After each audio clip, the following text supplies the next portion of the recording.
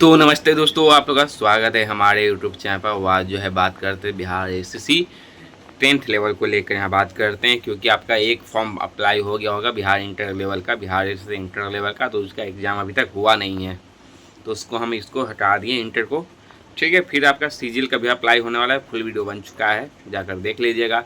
उसके एग्ज़ाम के बारे में कोई नोटिस नहीं देंगे। और फिर अब 10th लेवल पे भी वैकेंसी अब आ चुकी है। बिहार एसएससी ने यहाँ 10th लेवल वैकेंसी निकाल दी है, जो स्टार्ट यहाँ 25 अगस्त से शुरू हो जाएगा। लिंक ऐसे आपको डिस्क्रिप्शन में मिल जाएगा बिहार एसएससी के वेबसाइट का, लेकिन कोई फ़ायदा नहीं है वेबसाइट पे जाने से, क्योंकि अप्लाई होगा नहीं। और यहाँ 26 सितंबर लास्ट डेट रखी गई है। और बात करें टोटल यहाँ 3771 जो है वैकेंसी रखी गई है, और सबको कैटेगरी वाइज बांट दिया गया है। कैटेगरी वाइज और प्रखंड वाइज, अनुमंडल वाइज ये सब भी बांटा गया है। जैसे कुछ जानकारी आपको देते हैं, जैसे टोटल 3727 सीट है। जैसे कि आपको पटना की बात करें तो यहाँ जो है आपका कार्यालय परिचारी की पोस्ट है, और जिसमें कि आपका आयुक्त पटना प्रमंडल में यहाँ है। फिर आपका भागलपुर में हो जाएगा, जहानाबाद हो गया, बेगूसराय हो गया, जमुई हो गया।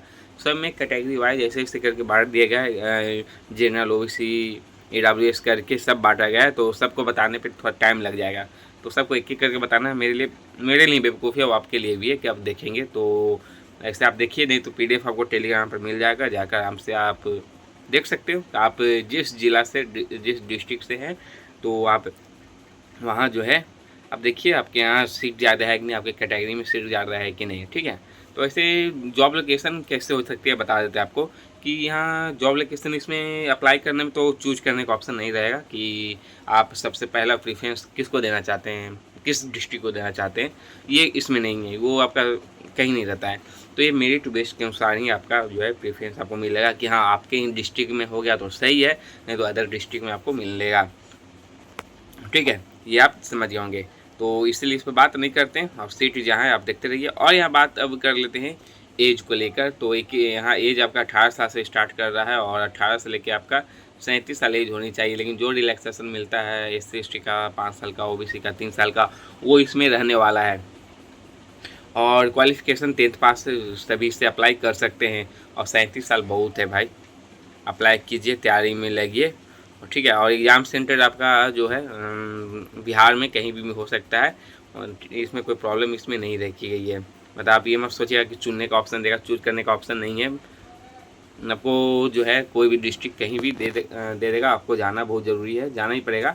लेकिन ज़्यादातर बता दें एग्ज़ाम सेंटर को यहाँ बात करें, यदि यहाँ नोटिस में भी क्या दिया हुआ है नोटिफिकेशन में कि 40,000 से कम लोग अप्लाई करते हैं, 40,000 से कम अप्लाई होगा तो आपको एग्ज़ाम भी एक लिया जाएगा, और एग्ज़ाम सेंटर आपका पटना में हो जाएगा। क्योंकि पटना में 40,000 यदि अप्लाई होता है तो पटना अकेले हो जाएगा, लेकिन पटना में नहीं होगा, क्योंकि सीट जो है यहाँ वैकेंसी रखी गई 3700, और 3 लाख ऊपर पार अप्लाई होगा। क्योंकि एज भी है, और 10th ज़्यादा नहीं, सब बच्चे क्वालिफिकेशन का 10th पास है, और एज भी ज़्यादा है, तो ज़्यादा उम्र वाले एज वाले भी इसे अप्लाई करेंगे। तो समझिए कि 40 पार बेकार है, 40,000 नहीं होना, उससे ज़्यादा अप्लाई होगा, 3-4 लाख होगा।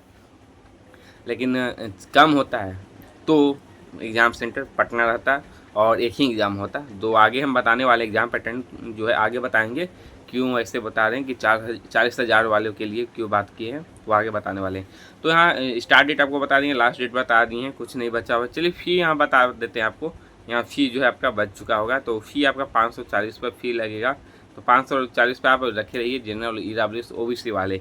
और महिलाओं और SC/ST वालों के लिए 135 रुपये। लेकिन अदर स्टेट वाले जो भरेंगे, महिला हो चाहे कोई भी, जनरल से फाइट करेंगे तो उनको 540 रुपये लगेगा। तो अब यहाँ चलिए अब बात कर लेते हैं अब परीक्षा पैटर्न को लेकर। तो परीक्षा पैटर्न आपका यहाँ दिया हुआ है कि यदि 40,000 से यदि अधिक लोग अप्लाई करेंगे तो आपका रिटेन और मेंस से लिया जाएगा। लेकिन कम अप्लाई होता है तो आपका एक ही एग्ज़ाम होगा। तो एक एग्ज़ाम क्या होगा, फर्स्ट एग्ज़ाम क्या है, आगे सिलेबस देख लेते हैं। तो फर्स्ट एग्ज़ाम में सिलेबस में आप बोला गया कि 100 क्वेश्चन रहेंगे, 100 मार्क्स के आपके 100 क्वेश्चन आपके रहेंगे, और यहाँ जो है 400 मार्क्स के होंगे। मतलब कि एक क्वेश्चन में 4 अंक आपको दिए जाएंगे। अच्छा, ठीक है, और 2 घंटा जो है आपको यहाँ जो है टाइम भी आपको दिया जाएगा। और यदि हम नेगेटिव मार्किंग यदि आप करते हो तो नेगेटिव मार्किंग में 1 अंक आपकी काट ली जाएगी। मतलब 1 अंक, एक क्वेश्चन में 4 मार्क्स, तो 1 अंक काटा जाएगा। 4 अंक जो मिलेगा ना, उसमें 1 अंक काट लिया जाएगा यदि आप कोई गलत करते हैं। अब ये समझ गए होंगे, जैसे अब एक्सप्लेन अच्छे तरह से समझा दें, इसमें कहीं डाउट हो तो। टोटल 100 क्वेश्चन है।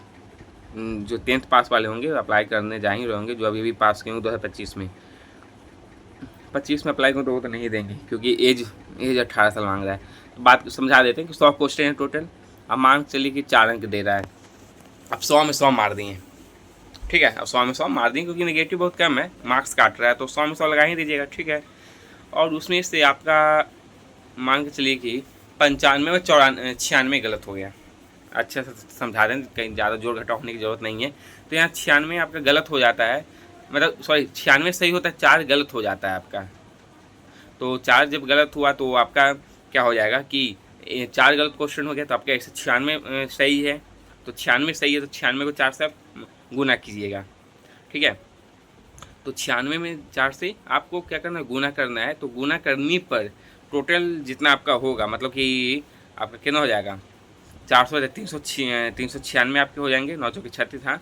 तो 396 में अब 4 जो गलत होगा आपका, तो एक बोला एक गलत पर 1 अंक काटा जाएगा। तो 4 गलत पर आपका 4 अंक कट गया। तो 396 में 4 माइनस कर दीजिए, तो मतलब 352 हो जाएगा, आपके इतने मार्क्स आएंगे, ठीक है। ये आप समझ गए होंगे। तो ये सब समझ गए होंगे, ज़्यादा नहीं, आप लगा के आ जाइएगा।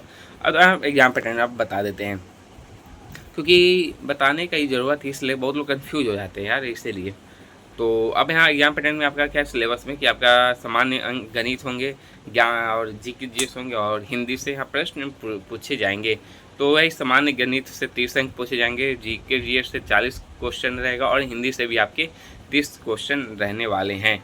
और यही एक एग्ज़ाम आपका होगा। उसके बाद आपका यदि 40,000 से कम अप्लाई होता है तो एक एग्ज़ाम होगा, यदि 40,000 से ज़्यादा अप्लाई होता है तो इसके बाद कट ऑफ आएगी, फिर आपका मेरिट लिस्ट निकलेगा, और उसमें फिर मेंस एग्ज़ाम होगा। मेंस का भी यही सिलेबस आपका रहने वाला है, दोबारा फिर से यही सब एग्ज़ाम होगा दोबारा आपका।